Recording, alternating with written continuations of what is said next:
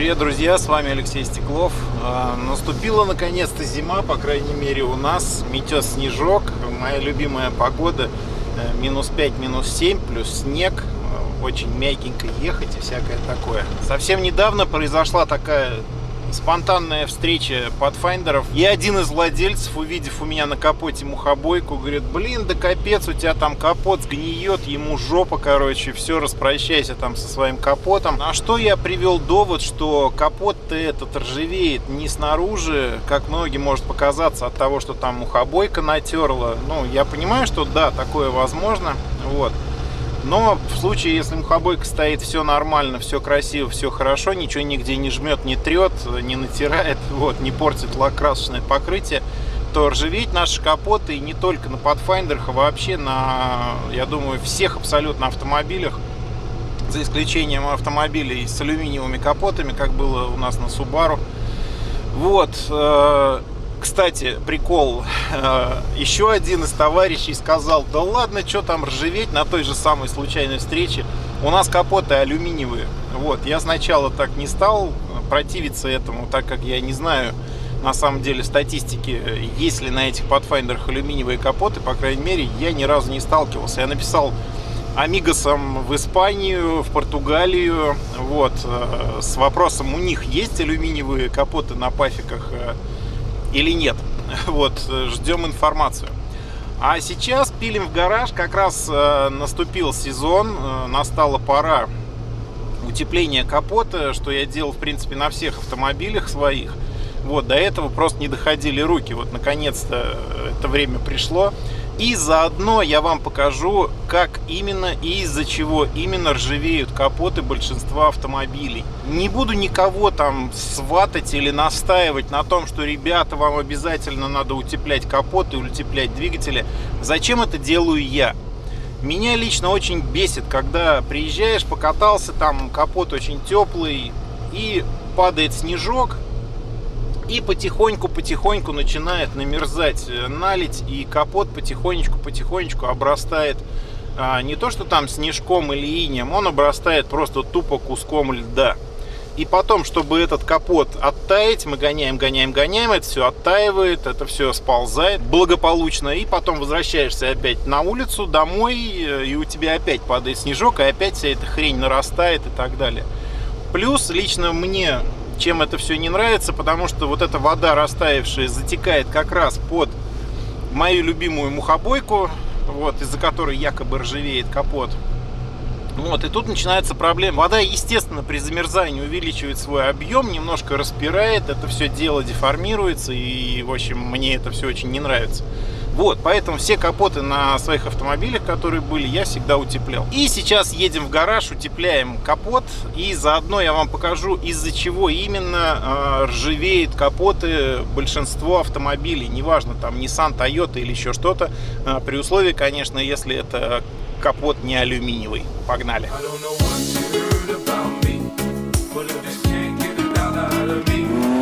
Дополз до гаража.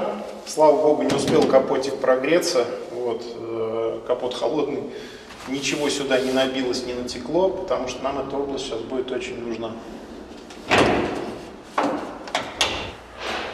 Друзья, сразу хочу сказать, вот эту вот резиночку уплотнительную обязательно на зиму прорабатывайте силикончиком, потому что на ней всегда собирается конденсат, и после дня, ночью у вас прихватит ее обязательно к этой вот поверхности, к фарам, к решетке и всякому такому, и капот будет открыть достаточно сложно. То есть вам даже покажется, что у вас ни хрена не работает тросик, по факту у вас просто примерз этот уплотнитель. Пока при памяти я тоже обработаю эти резиночки и вообще вот эту кромку. Обычная силиконовая высокопроникающая смазка.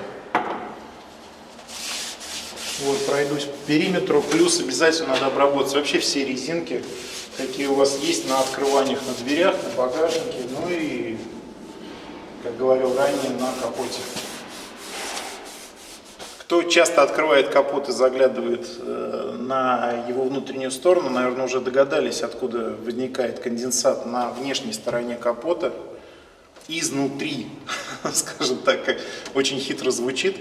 Вот, и чтобы это было более наглядно, сейчас я сниму вот этот тепловой экран. И я думаю, тогда вы поймете, откуда берется влага именно вот в этом вот ребре капота в переднем. И почему со временем это все прогнивает и становится не очень красивым.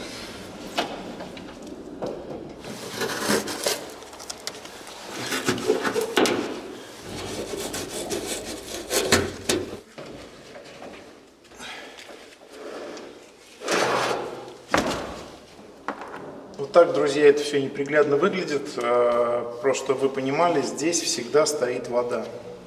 То есть, когда вы залетаете в лужу, из-под диффузора вентилятором нам накидывает под капот как раз под вот эту вот нашу защиту. Точнее, не под защиту, а под тепловой экран. Но фишка не в этом. То есть, хрен бы с ним, там оно попадало и стекало.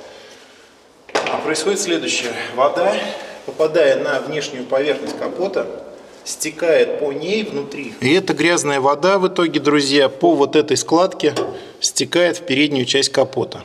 И далее ей вытекать абсолютно некуда. И собирается эта вода, друзья, не под нашей мухобойкой, а вот здесь вот внутри капота. Все промыл, все очистил. Сейчас я заклею сначала треугольничками основную поверхность, которая непосредственно выходит в моторный отсек. А потом закрою все общим куском теплоотражающего материала, и здесь все будет очень даже хорошо. Вот так это все выглядит. Не особо приглядно, но накроется вторым слоем, и все будет по красоте. Друзья, получилась вот такая красота, как помните, модные китайские зеркальные пуховки. И теперь не то, чтобы моторчику там станет пипец как тепло, но зато я 100% уверен, у меня на капоте не будет такого намерзшего сугроба. Вот. И теперь к нашей теме о том, как гниют капоты, выкручиваем все резинки. Берем мовильчик, втыкаем трубочку и проливаем через отверстие именно в сторону вот этого вот шва, чтобы после того, как вы закроете капот, чтобы вся эта жижа стекла именно вот в этот вот шовчик, где соединяется верхняя накидка капота и силовой каркас.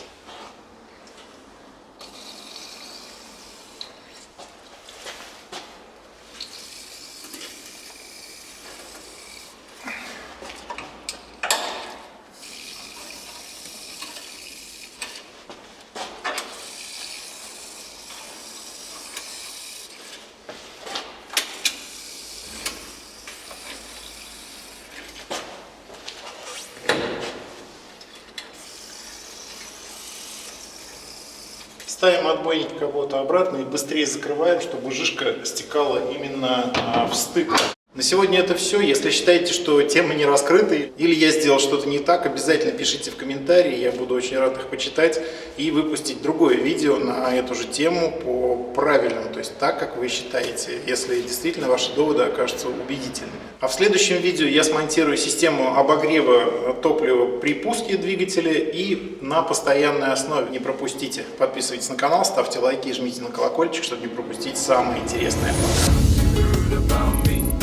But if this can't get it out of me.